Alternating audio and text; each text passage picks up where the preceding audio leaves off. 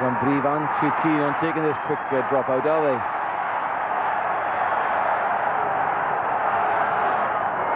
Just 5 minutes left for play. Just 5 points separating the two sides, but it's Brive who have the advantage. 25 points to 20. Gareth White looking to counter-attack, steps inside two men, gets help from Mark Spiller. He's featured well as Spiller. Scored one of Pontypridd's tries. Jenkins knows that Phil Ford is in front of him, nowhere to go on his own 10-metre line, and Crespi has come around. Felt a little boot on his back for his troubles. Good referee by Jim Fleming, and blew up straight away there. You can see there were some studs would have been flying around there. So any injury, any ill feeling in this game. Neil Jenkins wanted to pass the ball out to the left. There was no one out there. Had to turn back. The pressure was so great, he just jumped. And then the referee quick to blow up. Son with a pick-up. Carbonneau bringing in Sebastien Viars. It's a delicate little chip from him, going over everybody in the end. As night falls in Brive and the cold beginning to get to people after a lovely sunny winter's afternoon. Then the band strike up in an effort to raise the team one more time. And it's picked out by Mania at the tail of the line. Carbonneau, Penaud. Plenty of men running outside as well. Back row people, and Allegre, in fact, the second row. Again, Penaud, the quick delivery back inside to Travers, the hooker. Absolutely perfect pace for a drop goal. They're queuing up to take the drop goal. Penaud dummies it in the end to Le Maison. Le Maison with a chip through. John is the man corner flagging. Goes down it, didn't get a chance to get up, but he nudged it forward anyway. Yes, he knocked it on. Jim Fleming was there straight away. Now this is a difficult scrum for Pontypridd. So Paul John goes back for the ball there. Wanted to go down and get up quickly, but as he goes down, he knocks it forward. Sid coming there, wanted to get up quickly, but unfortunately knocks it on. What a position this is for Brive. Regis Son has the ball at his feet.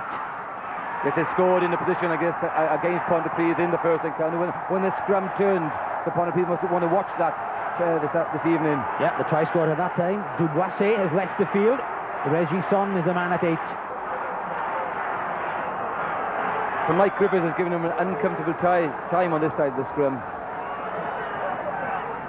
The Pontypridd scrum has been fairly solid in this game. It doesn't need to wilt or buckle now in these closing minutes as Brive apply the pressure. Their scrum is absolutely rock solid. Regis Son goes for the secondary shove. It's coming slowly, but again goes through 90 meters. 90 degrees, I should say. Yes, referee sometimes let that go because there's an advantage for the side that turns the gap. But referee Fleming, who I said has had an outstanding match, is quick to blow up. That suited Pontypridd. Yeah, credit where credit's due, and we have been critical of referees in the competition, particularly one Scotsman who refereed here, Ed Murray. But Jim Fleming has had an excellent match. Yeah, but these referees love the criticism, Gareth. The more they criticise them, the more they like it. Well, they must be gluttons for punishment to do the job in the first place. Every time I see Clive Nolan, he gives me a little red book. I don't know what it is. I'll have to read it one day. I think it's called The Laws.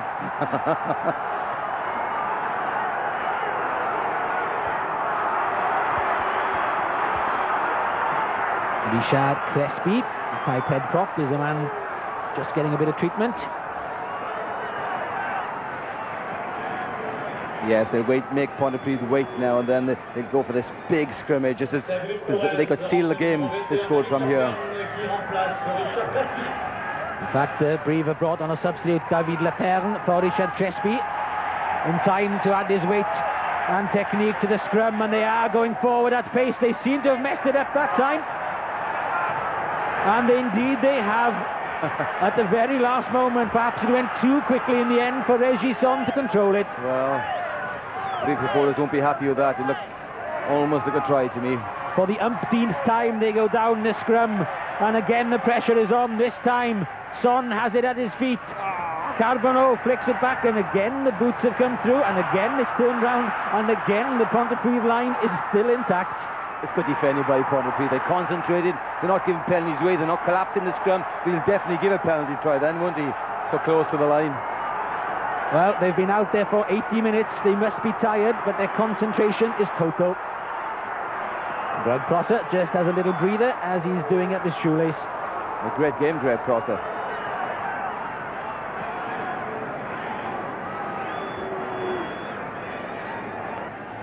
Brive looking to finish in style with a try. Down they go again. Again the ball goes in. Jim Fleming waits. Son picks it up, goes to the blind side himself this time. He's held up on the line. He's over the line. And it's not a try. The ball has been held up. And it's Jason Lewis who was in there. Got underneath them. That is a brave decision. If only Ed Murray could have done the same 6 weeks ago. We wouldn't be here again. It was a brave decision. If they lose, he won't get out of Brive tonight. The pressure is intense from Brive. Again they drive forward in the scrum. Son has it at his feet. The try line is near, and again he's lost control at the vital moment.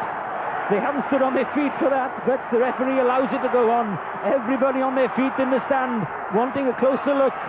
They try and drag it over the try line. Jim Fleming is in a perfect position, and again he says that ball has not been grounded. Superb defence from Pontypridd. There should be a law saying you can only have so many attempts at scrummaging close to the line. Great defending by Pontypridd. Concentration, 100%. Not giving the penalties away. Well, there won't be time for another scrum. It's disappointment eventually for Pontypridd. It was another monumental struggle between these two old adversaries now. So close. Pontypridd, after going 18 down, turned ahead 2018 and eventually lost by just the one try. But Pontypridd have out of Europe. Brive are through to the quarter-finals. It's Brive 25, Pontypridd 20. Dennis, obviously disappointed with the result, but must be proud of the way the boys played. Oh, very proud of the way they played, particularly in the second half.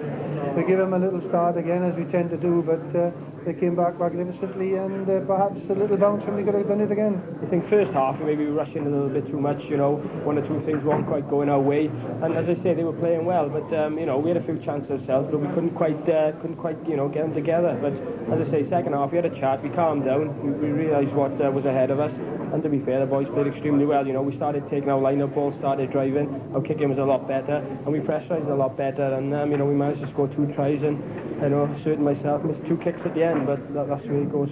Steele was saying that we scored something like 20 points in 30 minutes, 15 minutes or something. We know we can do it, we've done it before here, and we've done it at home, we've done it against other sides, so that's not a problem for us. I think it was just, you know, I think sometimes we don't really believe in ourselves, you know, when we come to these, you know, like Brive and Dax, and you know, we've done extremely well, and I think we should, you know, believe in ourselves a lot more before we take the park. The matches between Brive and Pontypridd, they're all beginning to turn into classics. Well, there we are. We give our best, and Brive are a fine side, and they're not European champions for nothing. So, but we have proved that we can stay within 6 points from them in 3 games, and for that we're very pleased. And for you now, the important thing will be to build on this for the rest of the home season. The important thing for us is to finish in the top 4 of the championship back home, and that's what we intend to do, because we intend to be back here again next year.